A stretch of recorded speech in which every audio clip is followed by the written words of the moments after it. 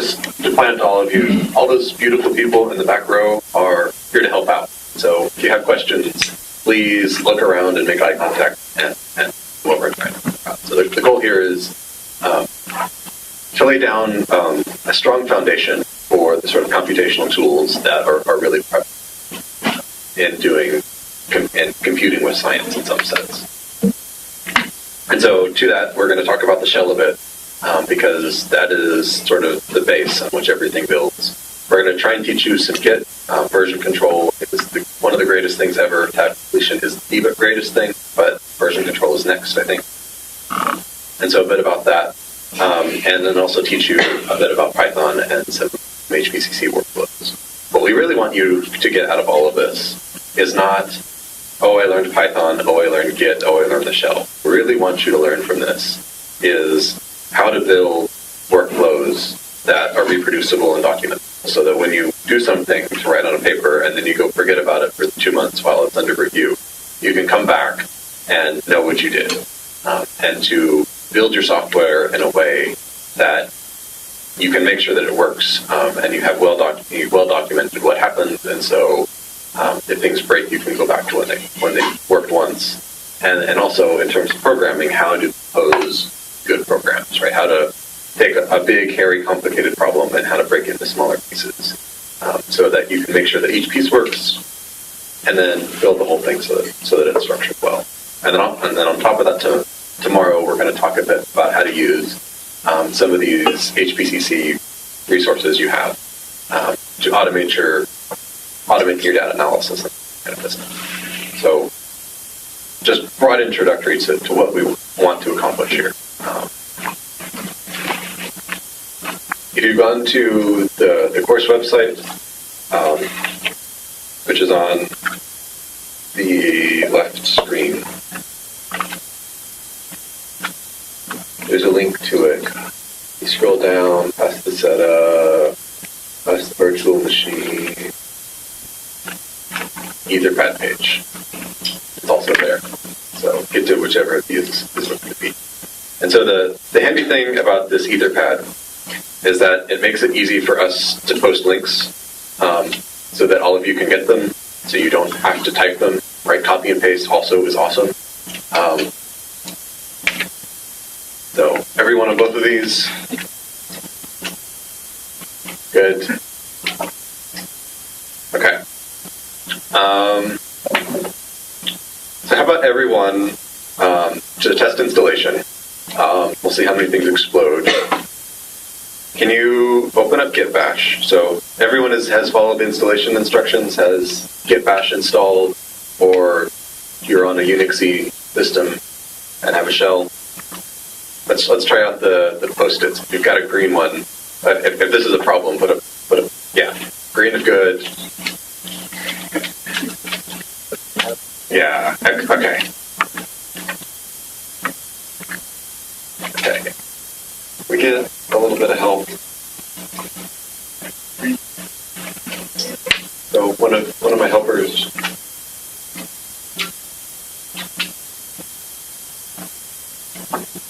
and so if you have things installed, can you open up Git Bash? So if you're on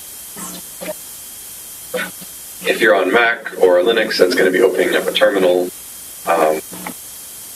So for me, this thing, iTerm2 is what I use, but there's also a program called Terminal.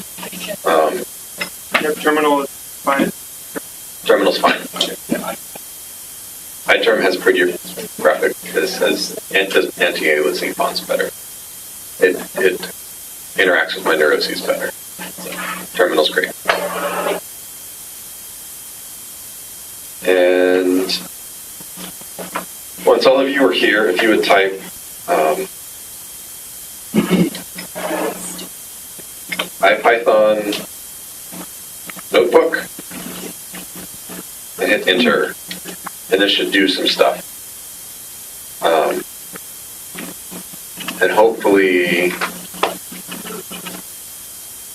so you should see some printing to the screen that looks something like this, and it should open a website. So everyone that's here, I want to do one more thing. The Canopy comes with, I think, a slightly older version of the IPython notebook that we would like to upgrade. So,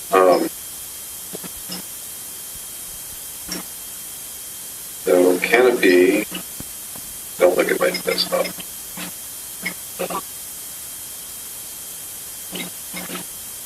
Yeah. So if you open up Canopy,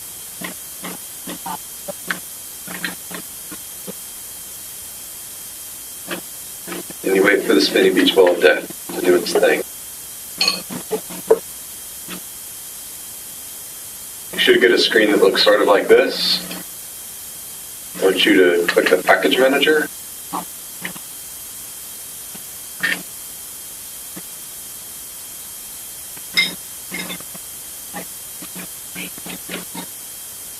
Type IPython. You should see this one, and you will have an upgrade button here. Am I speaking crazy? And if you would upgrade it, please. Or well, hopefully it's there by default, but definitely install it if it's not there.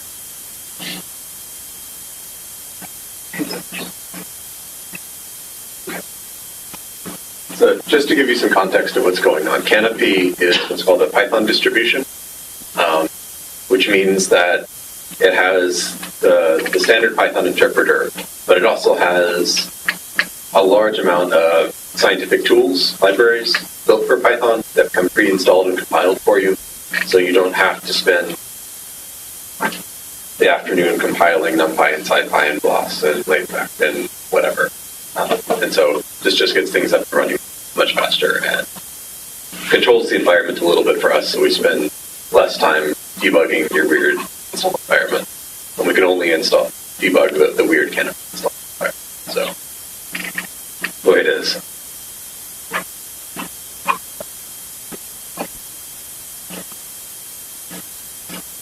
So we're going to start moving.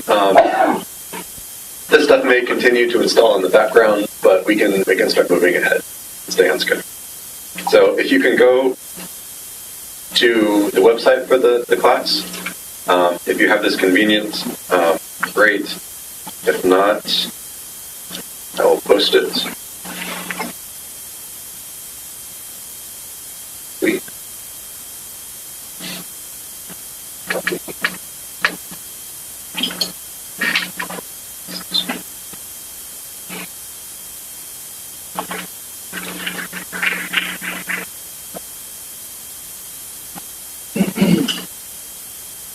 So if you can go here and scroll down to the Unix Shell, you can see the notes as I walk through them. And I will try and keep, well, these will be on the right side, and I will show you my screen on the left.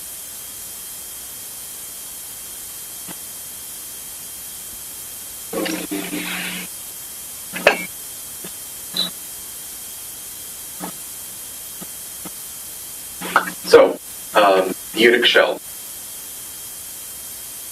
So the shell is your first line of interaction with your operating system in Unix. And as Unix and Linux are sort of the baseline in what is run on most computational clusters, it's really useful to have a good enough understanding of what's going on with the Unix shell. And so we're going to walk you through sort of what's going on here. We don't have a whole lot of time, but what I really want you to get out of this is 5 points, which is a lot, but they're not super common. We really want you to understand the file system structure of the shell. We really want you to understand that shell commands have options that modify their behavior. We really want you to understand what environment variables are. And don't worry, I'll unpack all of these later. And that these can be used to save state and affect how your programs work. You can combine shell commands into scripts, which then you can run again in the future and encapsulate what you did So if you need to build some complicated library, you can put all the complicated commands into a script, which then documents what you did, what kind of crazy platform-specific things you had to do, so that when you come back in 3 months, because they upgraded your underlying OS and you have to rebuild everything, you don't have to reinvent the wheel. And then that files have permissions. There's files and directories when it's going on. So with these tools, you'll have the baseline to be able to debug and move forward with whatever your projects are. So you'll have the correct orientation to sort of know what's going on and be able to ask intelligent questions when things explode, because things explode. That's the nature. So so what is the shell? The shell is just a program that interacts with your underlying operating system. It's a text-based interface. So when you open one up, let's open up the shell. So if you're on Mac, you can go to Spotlight and type in terminal, and that's what you want. I'll be using a slightly different one because I think it's prettier. If you're on Windows, that's this Git bash thing, which you should open up, and it should open up something similar. Maybe it's white on black, black on white. If you're on Linux, there should be something called terminal. So does everyone have something that looks like this? Yep. Reds if you're having issues. Okay. So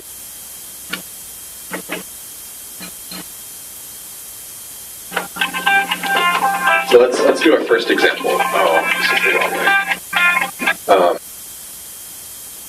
Let me.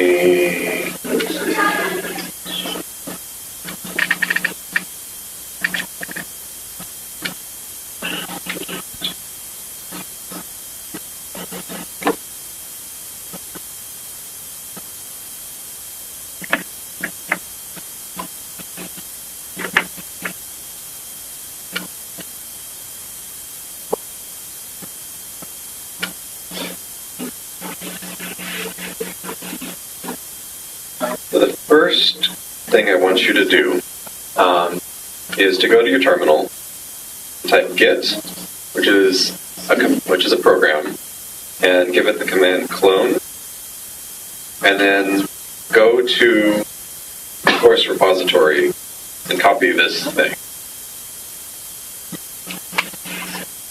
and paste it there.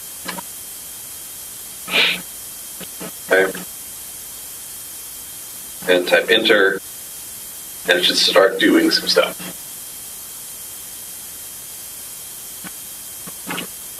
Don't worry about what's going on here. We'll teach you about this later.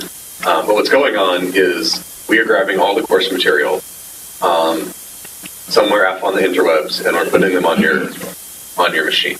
And so this way you'll have all the material to work with.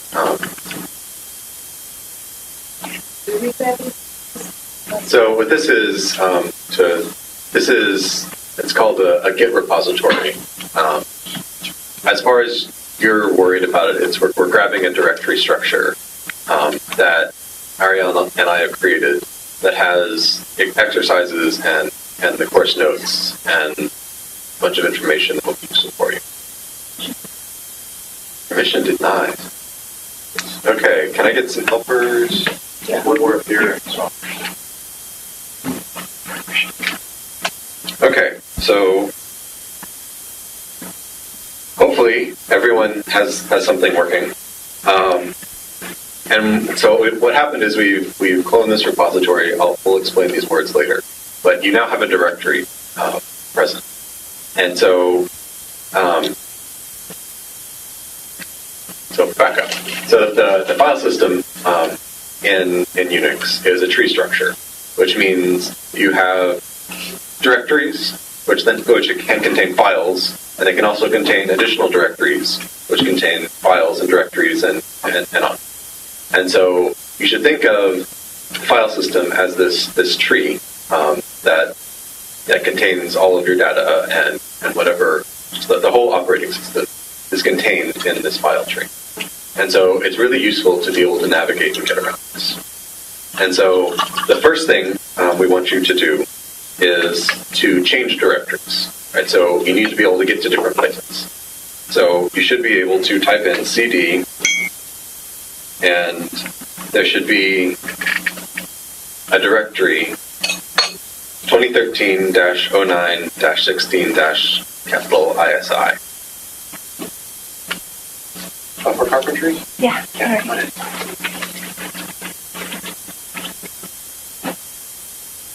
And so CD stands for change directory. And so let's CD into that.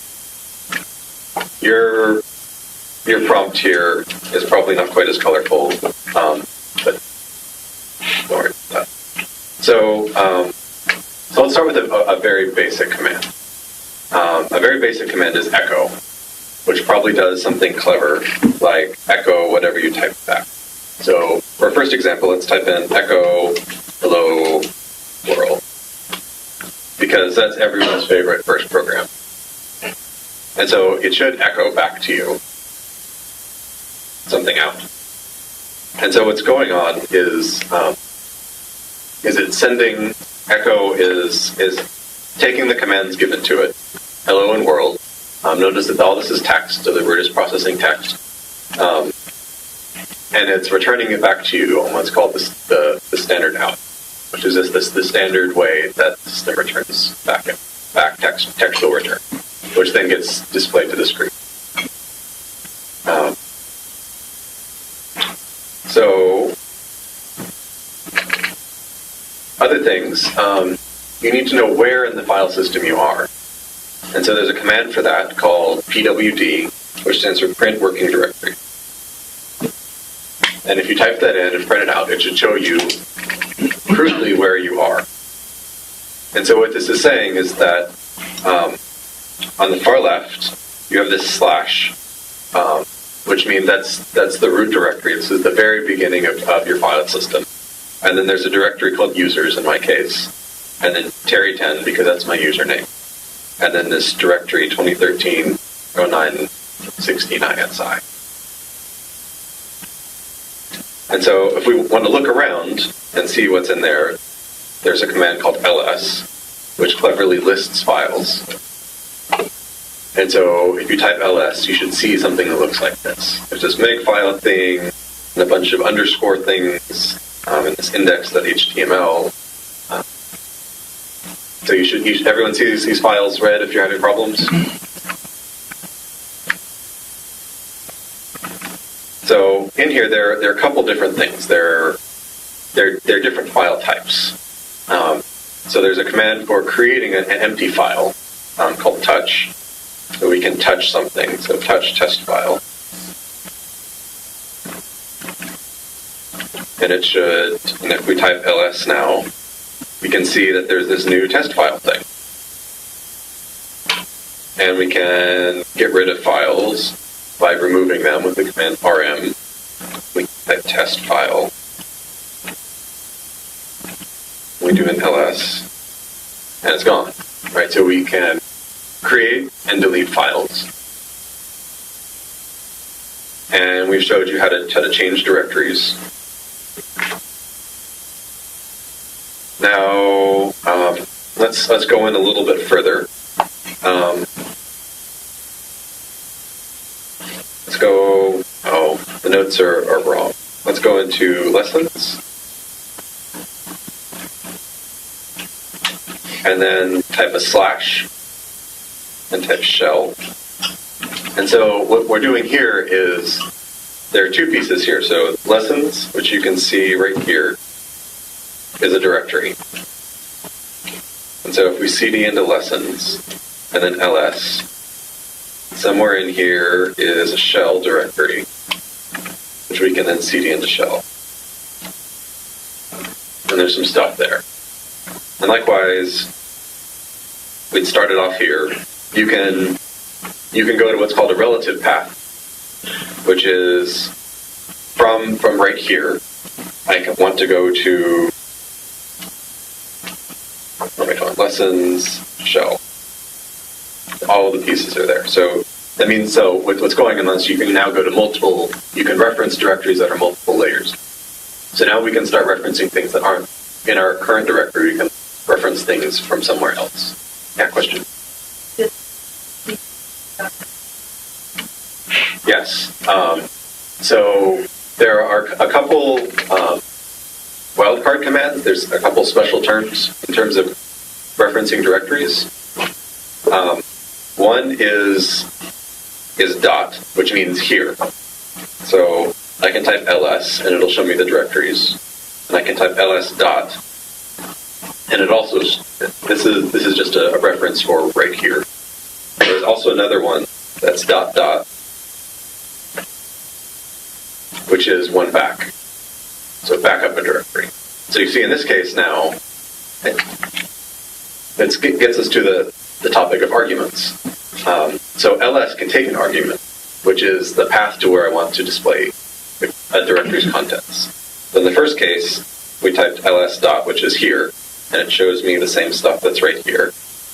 Or I can ask, what's in the directory behind me? And so if I cd back there and print working directory, you see working, of course, repo, lessons, there's all this other stuff there.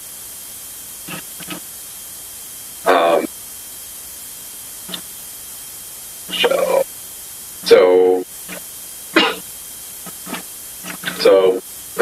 So we sort of have a handle on what's going on with the file system. It's this tree structure. We can move up and down. We now know these wildcards for this directory and the directory behind me. Additionally, there are things called absolute file paths. So when we typed print working directory, it gave us this path name that starts with a slash. And so that slash is the root directory for the file system. It's the base. This is where everything starts from. And so we can reference a directory absolutely by using this root. And so, so we could say ls, copy and paste. Windows users, you have to right-click, copy, and then select copy, right-click, and paste. And that'll show us the exact same thing. So, there's this absolute file, there's this file tree that has a root somewhere, and this directory structure that descends, and we have commands that take options. Let me introduce you to another command. It'll show you the manual for a command. It's cleverly called man. And so let's look at the man page for ls. I understand the relative path, the upper path. Yes. I know the upper path, north path. What was the relative path? So a relative path. So I'm in this directory here, right? Users, Terry 10, yada yada yada shell. And say I want to reference a file that's in this data directory right here. Okay. So I can list the files in data. And so in this case, I'm giving it a relative path. There's no leading slash, which means start here and go to the data directory. Or I could say ls/users Terry 10 16 lesson shell data, and it'll show me the same thing. So what this is handy for is sometimes you don't want to worry about what your current state is, right? You can be someplace random in the directory, and I absolutely want the file at user/bin/printworking pwd, and you can always reference a file absolutely in this way. Okay, so more on arguments. There's this command called man, which gives you the manual page. Let's do man for ls to make this a little bit. And so whenever you've encountered a new command and you want to know a little bit about it, you should read the manual page. And so it tells you some things. It tells you the name of the command, that it's ls, and sort of what it does. It lists directory contents. And then it has this dash, the alphabet, in a file. And so what this is saying is that ls also can take optional arguments that are prefixed with a dash. And so if we scroll down to ls, something that actually makes sense.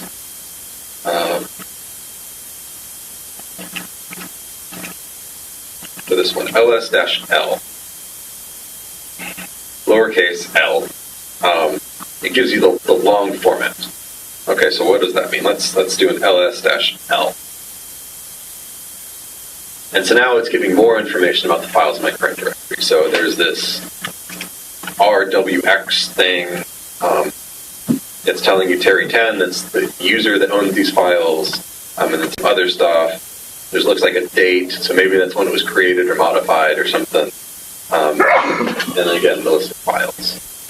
And so what's going on is it's giving you more information. And the idea here is that you can provide these optional arguments to ls to give you more information and modify how a program executes. It's not installed. Can someone, are you on Windows? Yes. dir. So can you help him out, see if he's actually running in Git Bash? So another thing.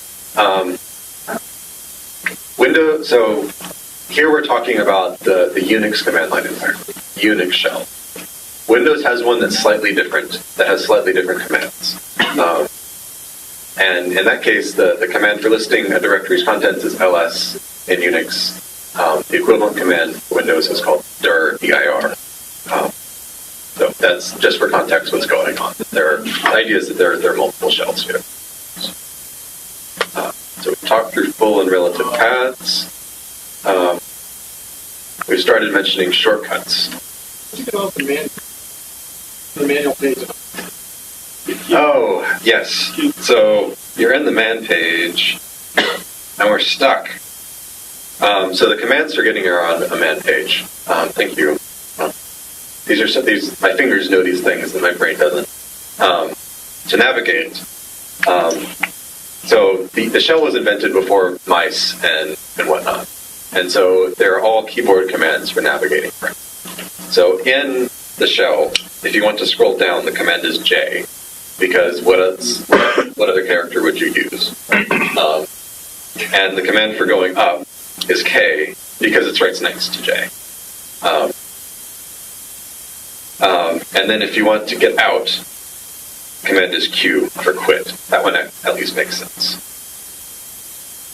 And so if you're in an environment like this, where you see this colon at the bottom, most Unix commands will obey these basic key bindings. J and K, up, down, and Q will get you out. So let's save some time and save some typing. So there are more wildcards, or there are more shortcut special characters in the shell. We've shown you dot. We've shown you dot, which means go back a directory. You could chain these, right? So if I wanted to say go back 2 directories, I could say go back a directory from where I am, and then go back another directory from there. And we could keep chaining these as long as we wanted. Likewise, we could see what's in ls, see what's in the root directory. There's a bunch of stuff.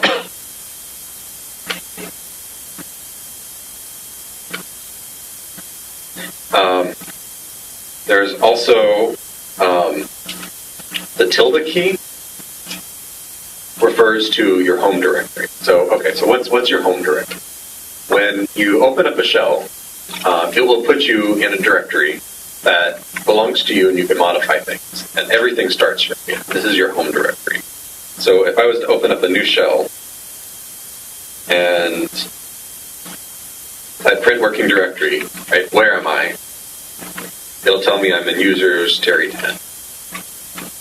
Likewise, since this is a really useful path, right, you can basically think of this as your personal root, right? There's this root the whole directory tree is built on, but there's also a root that belongs to you. That's your. And so consequently, there's tilde, which expands to, which the shell will replace with whatever your home directory is. So if you type tilde, it should print you whatever's in your home directory, and I have a bunch of mess. You probably have a cleaner. So you don't believe me, so we open up a new shell, and I'm in my home directory, and there's stuff, and there's the same stuff. Yeah? Likewise, you can reference things from your home directory. So remember, we unpacked the course notes in this 2013 yada yada yada. And so you can reference that from there. And now, so the second best thing in the world is tab completion. Right? All of you have been very painfully copying things and just completely amazed by my super fast typing skills. My typing skills are not that good. And so if you can expand a path, at least in most shells, by starting to type the path you want, and then hit the tab key. And that should expand this for you. And this is great, because it means about 80% of the typos you would normally make are now gone. It makes it really easy when you're looking for a file to just try and tab complete through things. And so, super handy. Tab completion is your friend. So we have tilde, we have dot dot, we have dot. There's also star, which means everything. But you can also, let's go someplace. So if you go to the repo directory /lessons, there are several of these THW directories. And so you can use star. Star is a wildcard. It'll match anything. It'll match 0 to infinity of anything. But it means that if I only wanted to list all of the files that start with THW and everything that's in them, that'll work. So also super handy. Okay, so I've thrown a bunch of stuff at you. You sort of typed along. Let's actually start building something that might look like something you want to do in real life. So I've given you, let's go back to the shell directory.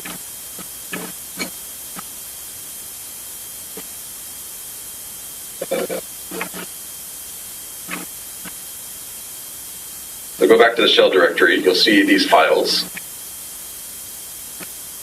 Good. Let's go to the data directory, the Thomas directory.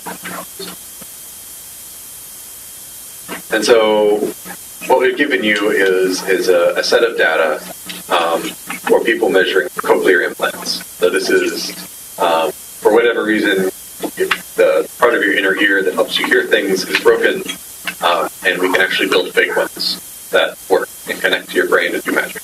People can actually hear them. But people have a data set where they've tested people to see how well they can hear. So you might have a case where you have a bunch of different people that are taking data. And so let's see what Thomas made. So I'll go to the Thomas directory. And he has named a bunch of files that look like this. And one of his coworkers, say Bert, named them something completely different. Because, right, this happens in your lab. You try and share data, but no one has the same convention on how to name files. So,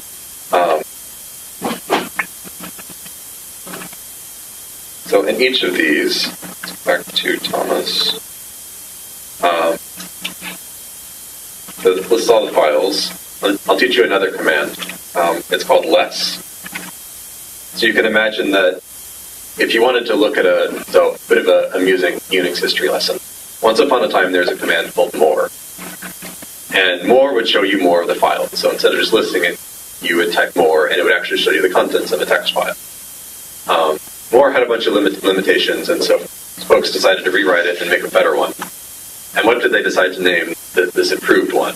They named it less, because less is more. Welcome to my world and dorky Unix jokes.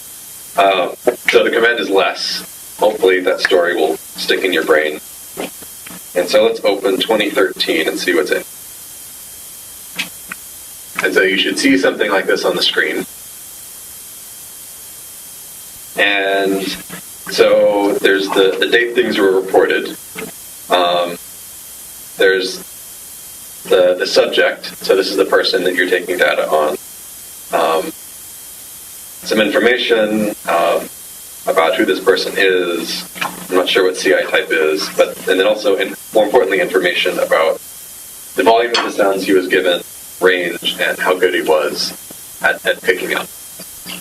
Right, and so there's a whole bunch of these.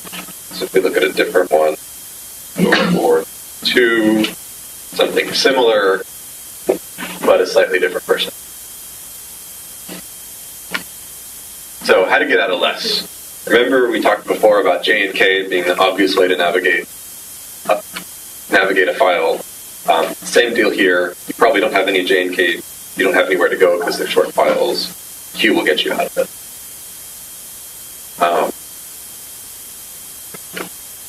So let's play with some wildcards now.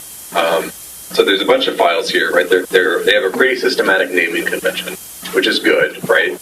You don't want to just name your files random things. There should be some sort of convention so that you can make sense out of what's going. And say we only want to look at the files that start with, so in the notes it's something 1. So I don't have any of those, we'll go 02. So I want to see all the files that ended, sorry. So I want to see all the files that end in 1. So I can type ls*1.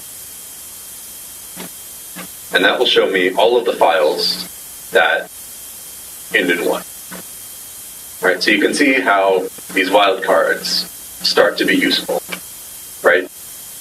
You may want to, you go into some unknown directory that has a bunch of source code.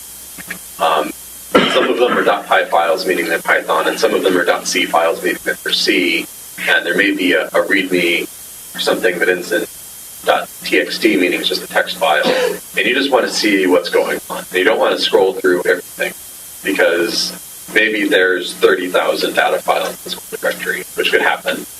You had a script that went crazy. That could reasonably happen, but you want to only see the source files and possibly create those. And so you could type something like ls*.py, which would only list the files ending in .py as opposed to the data files that ended in .txt or .dat or something. Super handy, because otherwise you would get 3 pages of stuff and you can't make sense of that. So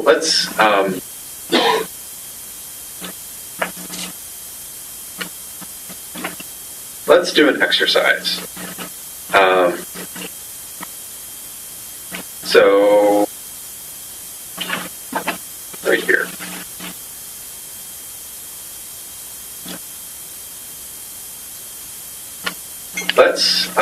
So I need to teach you a couple more commands that you'll need to do this exercise. You need to know how to copy files. The command for that is very cleverly cp.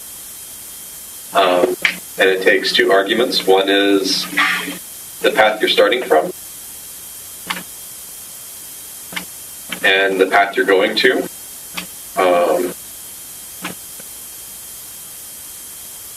You'll notice foobar.txt doesn't actually exist, so I'm making a copy in this case, right? Now there's foobar.text. Yeah. You can also make directories. The command called makedir, mkdir. Make a directory called baz. Go on the baz and see there's nothing there. We can remove a directory notice it's gone. Let's make it back. Pause.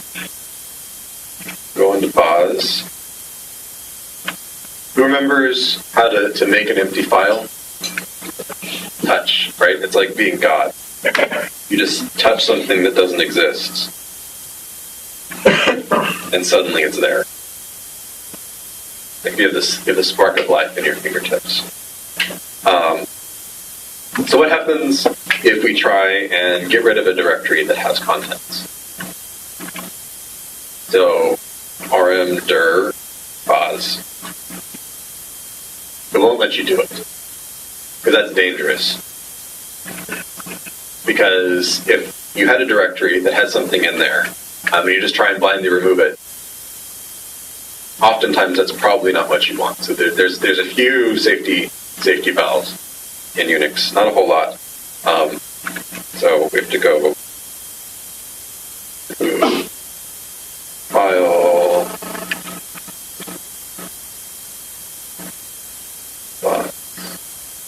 I hear the bumping on someone's computer. That's great. That means you're trying to tab complete things aggressively, and it doesn't know how to tab complete it yet. So it's letting you know. I fully support that. You are the text. So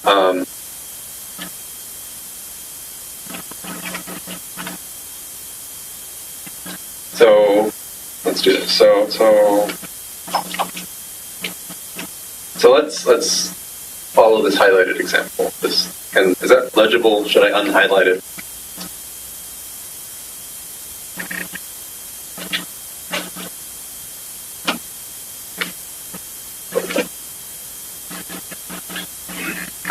There we go.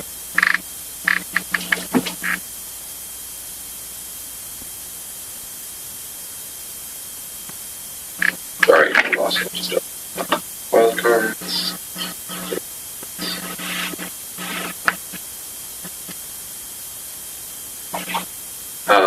Okay, so let's do this piece by piece. Let's do a short exercise.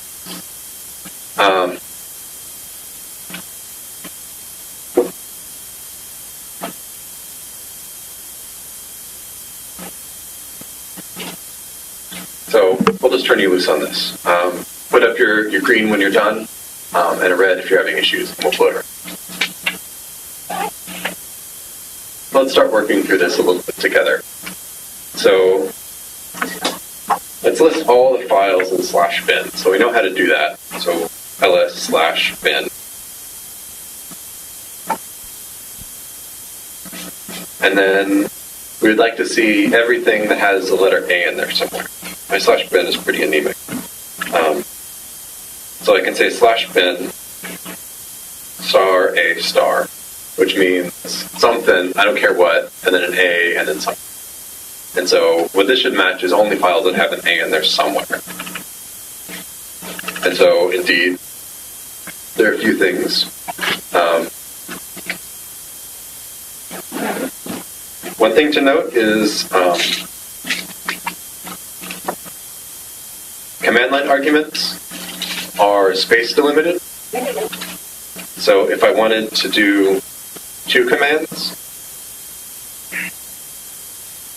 right, so I can say the same thing, but then pass it the optional parameter -l, so it'll give me a long listing for each of them. Space is what denotes 2 different things. And so if you're doing a path, if you have a space here, that will look like 2 different things. That will look like 2 different arguments. And it'll list everything that's everything in /bin and everything in a directory here that has an A, which is what all these files are going. So then the next was list the files in /bin that contain the letter A or the letter B. And so you may find this manning around, but there is an additional wildcard. There's an additional way to reference an or, like, or optional character. a list of characters to match. And that's with the bracket syntax. And so what this will match is any character, A or B, and then any other character. And so you see, these either have an A, oh, nothing that just has a B. Yeah. No, Bash has an A in it.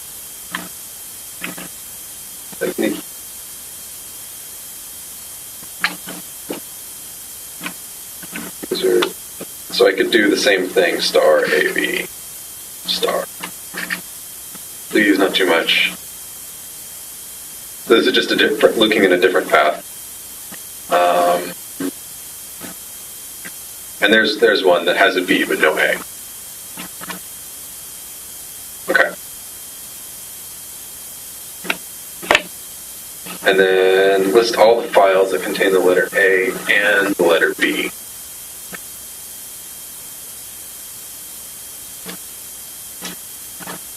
I don't remember how to do it yet.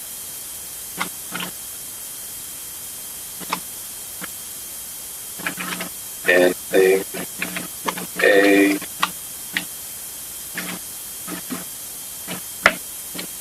So it could be that order. Could be that order.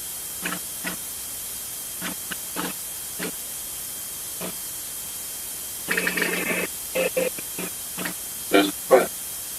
Do you know how to do and? Or off the top of your head? Okay. Extra advanced exercise for you guys. Okay, so let's move on. Any issues with that other than the poorly phrased third exercise? Okay, so we mentioned tab completion, right? The second greatest thing ever. I forgot what the first was.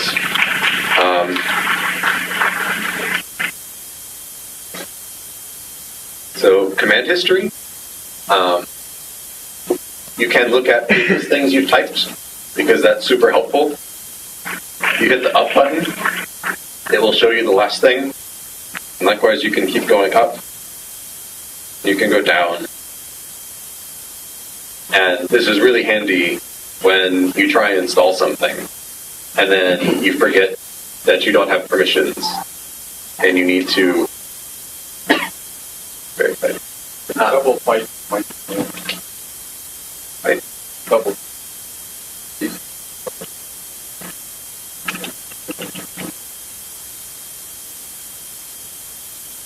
Like this. No, I did a star, double fight.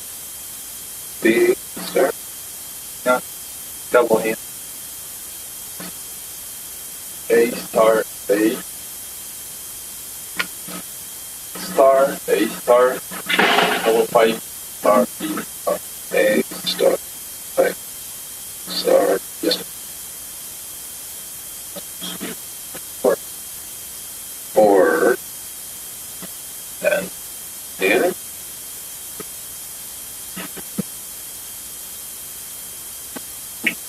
Date. Date does not have a B. Good job. Well done. I think I got it.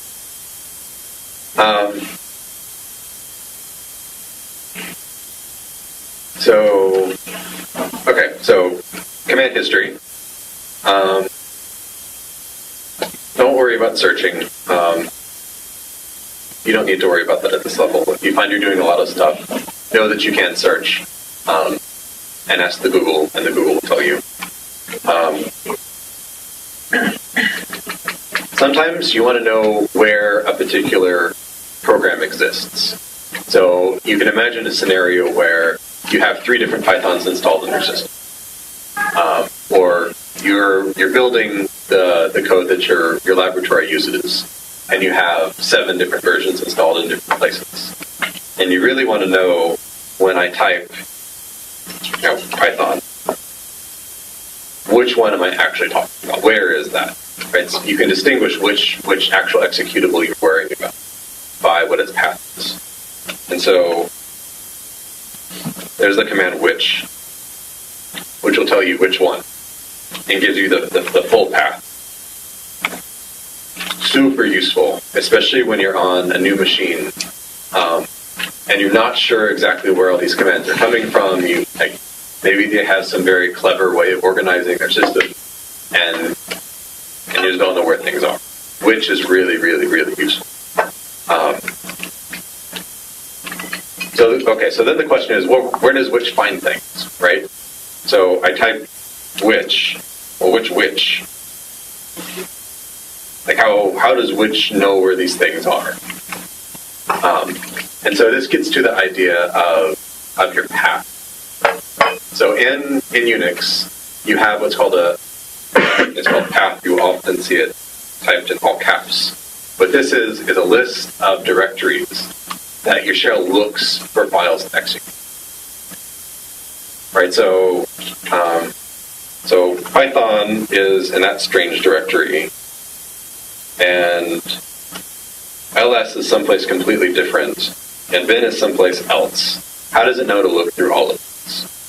And so there's what's called an environment variable called path, and the way you dereference an environment variable is with the $sign. We can echo it now. And so what's going on here is that there's an environment variable called path, and it has all of the different directories that you should look for executables, for programs.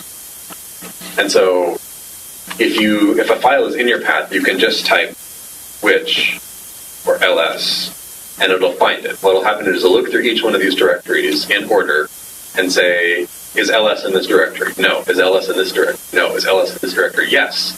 Run that. And so this will help tell you where things are. And so if you install software yourself, you sometimes want these programs to appear to just be able to call them from the command. And so you can do this by appending it, by adding to path.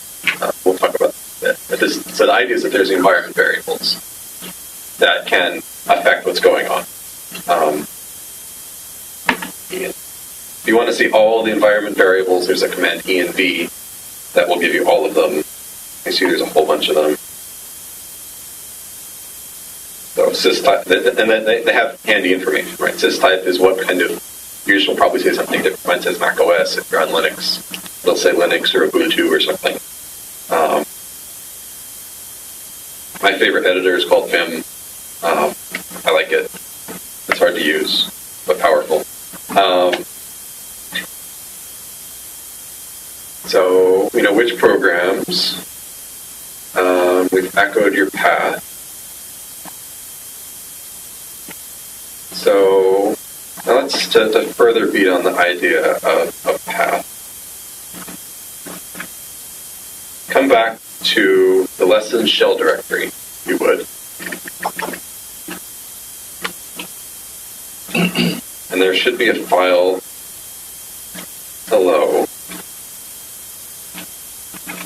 And if we look at it and see what's going on in hello, there's these couple lines. And so what this is a little script. This is, the first line is called the shebang because it starts with hash and bang.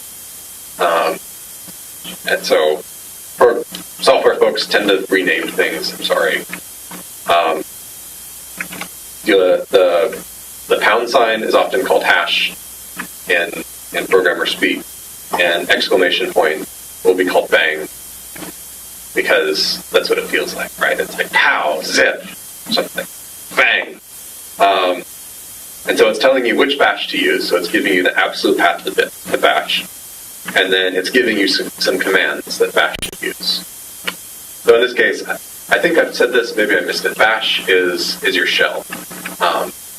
Bash is a program installed on your machine that is executing the commands you're feeding to it. There are other shells, TCSH, fish, ZSH. There's several of these, but Bash is by far the most prevalent. Another amusing bit of Unix history, there once was a program just called Shell, SH. It was very old, and then it was decided it was old and needed extensions. So and needed to be upgraded to be something better.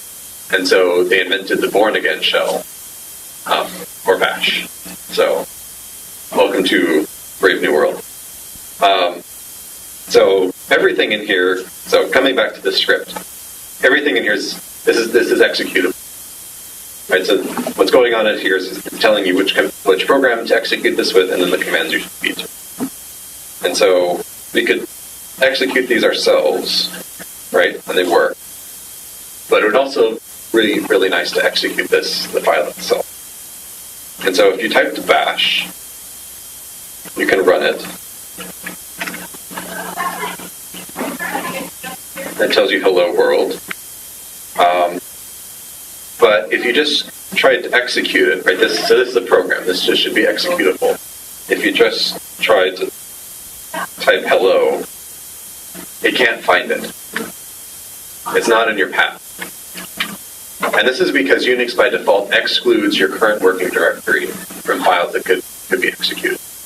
And this is actually really useful because you may have a file called Python that is your Python notes for this class in the directory you're in. And when you type Python, you don't want that.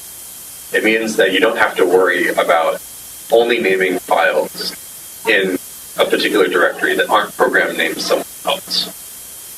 Right? Super useful. And so then the question is, okay, I want to execute this stupid file, but I want to type bash because that's like 4 characters too many.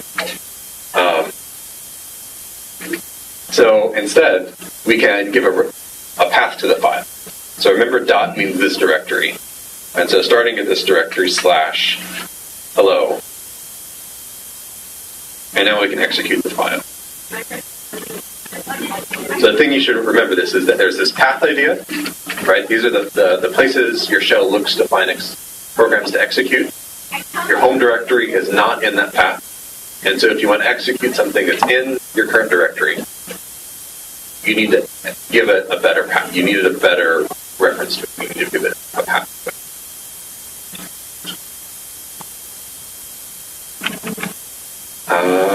Okay. And so I'm going to broadcast the answers back. So there's a question of what does root mean, right? I keep using this word, and it may not make sense. So if you think of the file system as a tree, right? Think of a tree, right? There's a root, which is where the tree starts. Well, I'm a physicist. That's where it starts, their root. So spherical cows and all that. The tree starts at the root, and then continues upward into the branches and leaves and such. And the root is where everything starts. There is nothing below the root. And so if you're on Windows, it has this Unix-y environment where root is actually somewhere else in the file system, right? It's under SQL and somewhere. And so if the problem in this case is that we're translating from a Unix thing to a Windows thing. The two don't perfectly match. So if you see something that looks a little strange, that's what's going.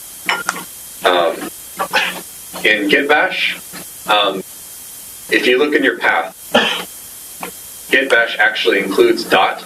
It includes your current working directory in your path. So by default, Unix still excludes the current working directory from your path. But if you really want to, you can put it back. And so if you go in where you get bash users and you echo, there would be something in here that would look like dot. You would see that line. So if things are executing when I didn't intend them to, my apologies. One other thing, we won't get on this, but some of you may have heard of SSH. If you're trying to connect to a machine somewhere else, the shell part in SSH is a little bit misleading. SSH is not a shell. It's a way to communicate between two machines. And if you're trying to log into a remote machine and open a shell, you'll type SSH and then the path to the remote machine. But it will then, when you connect to the other machine, it will then open up whatever shell is appropriate on that machine. So it would open up, like when I connect to a remote machine, it would open up bash on the other end. But the SSH part is handling the secure communication between the two machines. Okay, so you've learned a bunch of stuff. I'm going to give you an exercise. Hopefully this won't take too long. Short exercise. So it should be up on the Etherpad. Add some extra lines so this can be at the top. Everyone can read this? So I want you to go to the lessons shell data directory.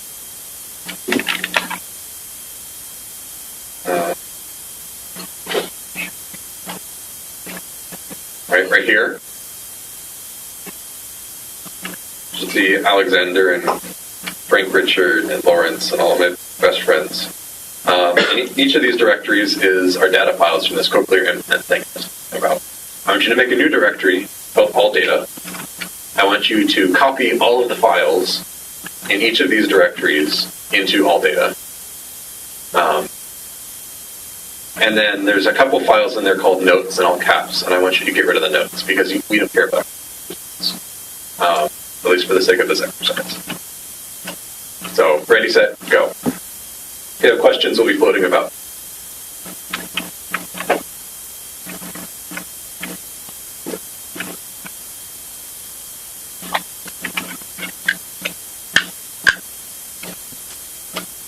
To copy the files from all of the directories with the different your different lab mates, copy all of the files from there into all data.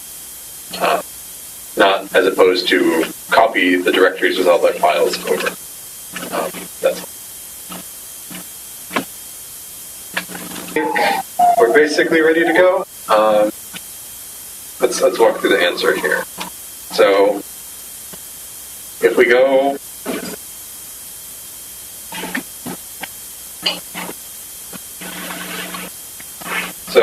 command, you want to first make a directory, all data, and then we can copy everything into everything. And we're going to put them all in all data. And that'll copy everything. And then we can remove, sorry, this is, wait, prompt is so. Remove all data, notes. There you go. And so you can imagine that you may want to write a script that looks something like this. Don't worry about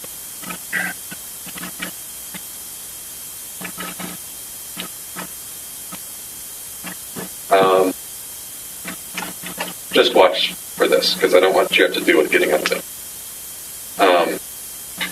And if you were to make this a script, it would look something spin bash, and I want to make directory data, copy star to all data, remove all data. And so then if you had a script like this, you could go around and do this every time you had to deal with this particular scenario. Right, and then this is, let's call this all data 2. I can bash select files. Oh no, what did I do wrong?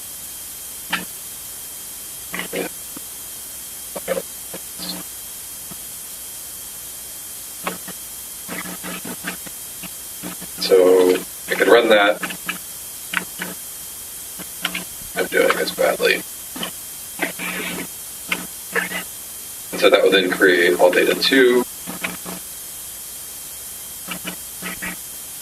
You see everything that's there.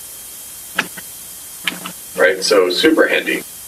So this gets us now into the issue of permissions, right? So I've just made this script called collect files. It has this in it. But if I try and execute it, collect files.sh, it gives me this strange permission denied thing. And so the issue is that this file is not executable. So in Unix, you have the idea that files may be readable, they may be writable, and they may be executable. And all three of these may apply to everybody, everyone who is in a particular group, and then to just me. And so, and by just me, the word for that is user. The word for the group is group, and the word for everybody is all.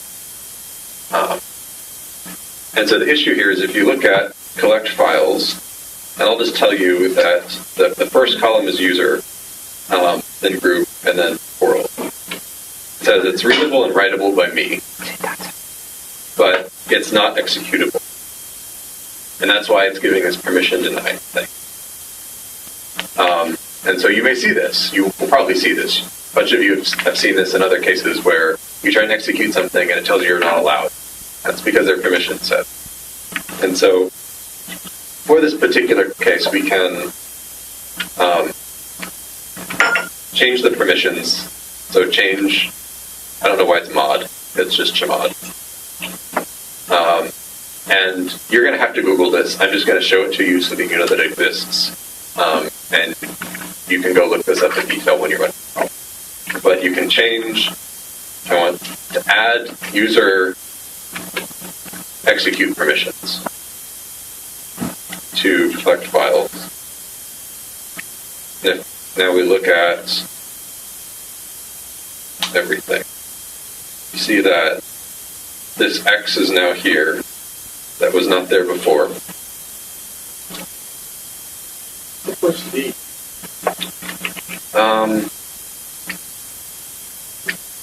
It's a directory? Yeah, okay. There you go. Directory. Yep. Directory, user groups, world. And so now we can, well, then I need to make 3 because it'll yell at me that things already exist.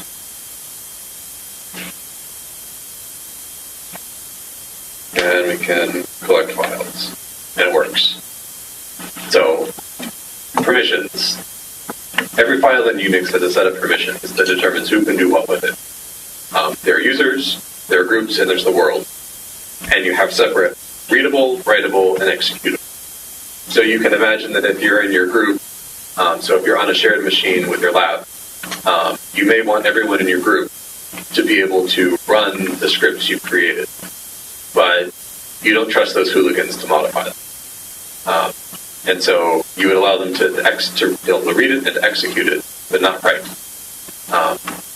And likewise, you may have things that that don't make sense to execute. And so, yeah. When the CP is /s, Yep. is there a specific rule that doesn't let this on in the direction?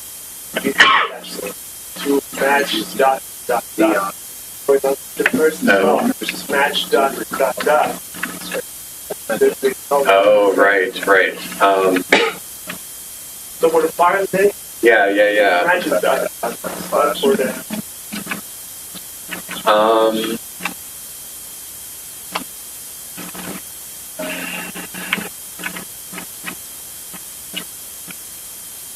yes, but I can't think of the answer off the top of my head.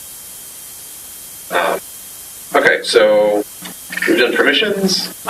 So I've pointed at all the things that I think you should know, right? So if we scroll way back up to the top,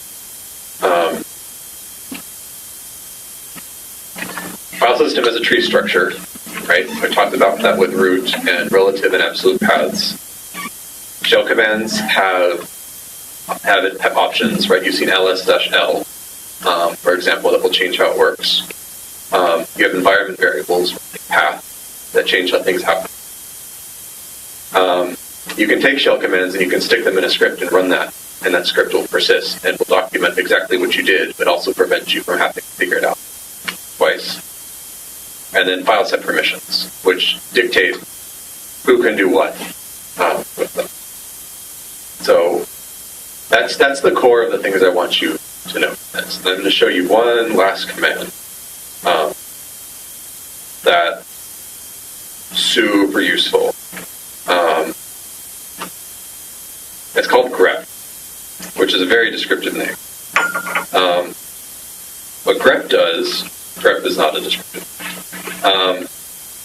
What grep does is it searches text files for a pattern. So let's go look at Alexander.